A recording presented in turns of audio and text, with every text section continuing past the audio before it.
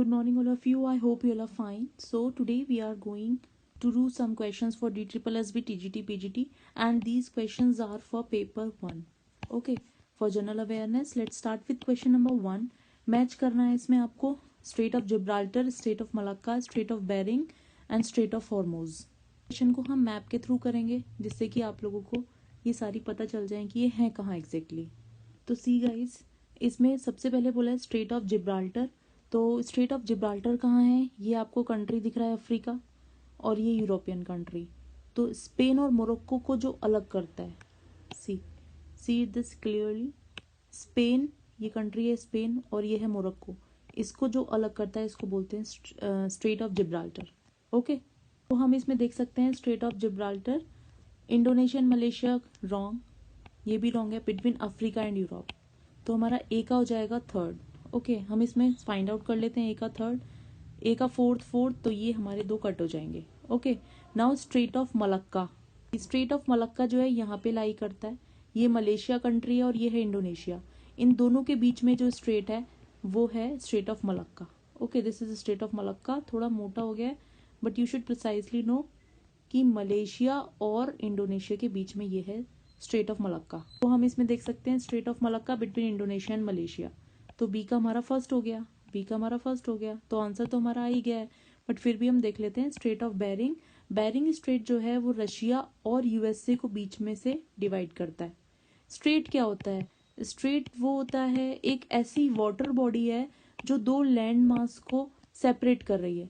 एक ये लैंड हो गया, मान लो एक ये लैंड हो गया, इन दोनों को सेपरेट कर रही है, ये एक स्ट्रेट कहलाती है। हम बेरिंग स्ट्रेट को देख लेते हैं। एक्चुअली बेरिंग स्ट्रेट इसमें आपको दिख नहीं पाएगा क्योंकि ये रशिया के इधर अगर हम देखें तो इधर यूएसए आ जाएगा। अगर हम इसको फोल्ड करेंगे मैप को, ग्लोब होगा अगर हमारे पास, तो ये बेरिंग स्ट्रेट रशिया और यूएसए को डिवाइड करता है, तो इतना आप ध्यान रखिएगा। Okay, and then last is strait of Hormuz. Strait of Hormuz जो है वो पर्शियन गल्फ और गल्फ ऑफ ओमान के बीच में है। तो हम इस मैप को जूम कर लेते हैं थोड़ा। ये है गल्फ ऑफ, ये ओमान, ये कंट्री है ओमान। ओके, और ये पर्शियन गल्फ है पूरा। ये जो स्ट्रेट ऑफ हॉर्मोज है यहाँ पर आएगा, स्ट्रेट ऑफ हॉर्मोज इन दोनों बीच में है, इसके ओमान कंट्री और कतर के बीच में होगा ये बीच में। तो ये स्ट्रेट ऑफ हॉर्मोज है, तो दो कॉन्टिनेंट्स दो लैंड मास को ये जोड़ रहा है। आप इसे ऐसे भी कह सकते हैं जैसे ये गल्फ ऑफ ओमान है, ये वाला पार्ट गल्फ ऑफ ओमान है, ये पर्शियन गल्फ है, ये दोनों को जोड़ रहा है, ये स्ट्रेट ऑफ हॉर्मोज है। ओके, स्ट्रेट की डेफिनेशन थोड़ा याद रखिएगा। स्ट्रेट वो होती है जो दो लैंड मास को सेपरेट करती है और दो वाटर बॉडी को जोड़ती है। Okay, now we come to question number 2, in which layer the atmosphere do we spend most of our lives. सबसे ज्यादा एटमॉस्फेयर की कौन सी लेयर में हम अपना टाइम स्पेंड करते हैं? तो हमें पता है कि ये हम है, हमारे ऊपर जो सबसे लेयर है ये है ट्रोपोस्फेयर, उसके बाद है स्ट्रेटोस्फेयर। ओके, तो हम सबसे ज्यादा टाइम ट्रोपोस्फेयर में ही बिताते हैं, तो answer will be troposphere.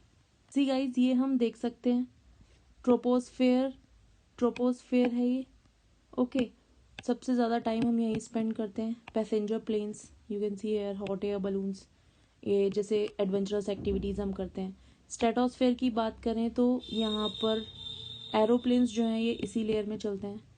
Mesosphere है, फिर यहाँ मीटरॉइड्स होते हैं, ये जो उल्कापिंड वगैरह हैं जो तारे टूटते हैं एंड ऑल। थर्मोस्फेयर है, ये गर्म होती है।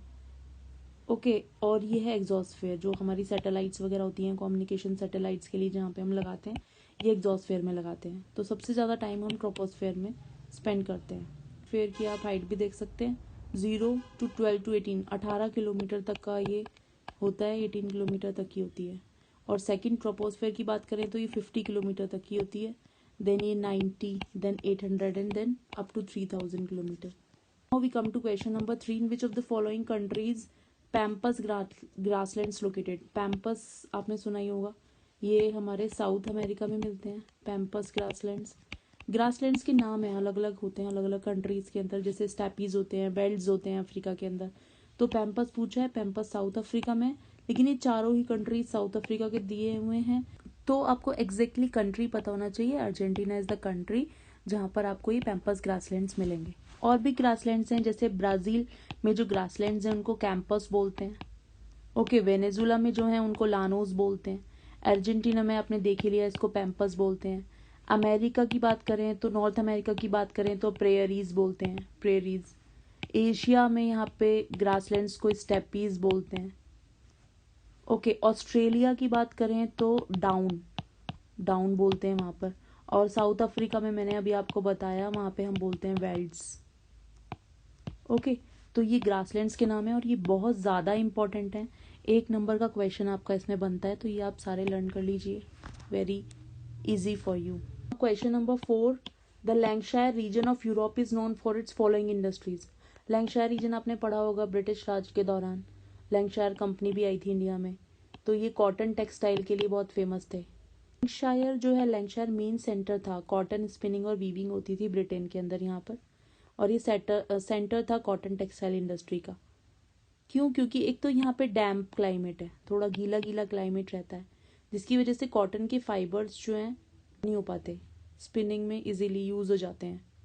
ओके, और यहाँ पे बहुत सारे स्किल्ड वर्कर्स थे और ट्रेडिशन था यहाँ पे स्पिनिंग और वीविंग का, इस एरिया में काफ़ी ट्रेडिशन था। और नेचुरल रिसोर्सेज भी थे इनके पास ऐसे, जिससे कि इंडस्ट्रियल प्रोडक्शन जो है यहाँ पे इजीली डेवलप हो पाता था। ये सब चीज़ें थी जिसकी वजह से कॉटन टेक्सटाइल हैफ्टी अमाउंट में प्रोडक्शन होता था। Okay, now next question is question number 5, which of the following is the world का लार्जेस्ट लेक कौन सा है? सुपीरियर, लेक वैन, कैस्पियन सी या फिर डल लेक? तो कैस्पियन सी है जो कि वर्ल्ड का लार्जेस्ट लेक है। कैस्पियन सी एक लार्जेस्ट इनलैंड वाटर बॉडी है ये अर्थ के सरफेस पे। इनलैंड मतलब लैंड के अंदर पूरा, आपने देखा होगा। Wait, let me see it on the map. See guys, आप ये देख सकते हैं, ये जो आपको वाटर बॉडी दिख रही है, ये वाली वाटर बॉडी, ओके, ये है कैस्पियन सी। ओके, ये कैस्पियन सी है, आप देख सकते हैं। ये सी ज़रूर है, बट कैस्पियन सी ज़रूर है इसका नाम, बट ये लेक है। अगर देखें तो पूरी कंट्रीज, ये सारे लैंड मास से घिरा हुआ है एक लेक, तो ये सबसे वर्ल्ड का लार्जेस्ट लेक कहलाता है। ये किसी भी, ये जो कैस्पियन सी है, ये किसी भी ओशियन का पार्ट नहीं है, ये केवल लैंड पे ही लाई करता है। कैस्पियन सी की जो बेस्ट नोन है, ये कैवियर और ऑयल इंडस्ट्रीज़ के लिए काफ़ी ज़्यादा यूज़ होता है। ऑयल इंडस्ट्रीज़ यहाँ पे हब होगा ऑयल इंडस्ट्रीज़ का, तो उसके लिए काफ़ी इसको जाना जाता है। ओके, और लेक सुपीरियर जो है, ये ग्रेट लेक्स जो हैं 5, जो ग्रेट लेक्स है नॉर्थ अमेरिका की, उसमें आता है ये, नॉर्थ अमेरिका में। लेक वैन की बात करें तो ये टर्की में है, टर्की का लार्जेस्ट लेक है ये।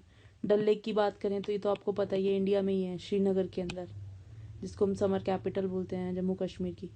ये बहुत इंपॉर्टेंट है वहाँ के लिए, जिसको लेक ऑफ फ्लावर्स भी बोलते हैं, jewel in the crown of Kashmir भी बोला जाता है इसको, डल लेक को। तो ये कुछ फैक्ट्स हैं, आप थोड़े याद रखिए। वर्ल्ड का लार्जेस्ट लेक कैस्पियन सी है।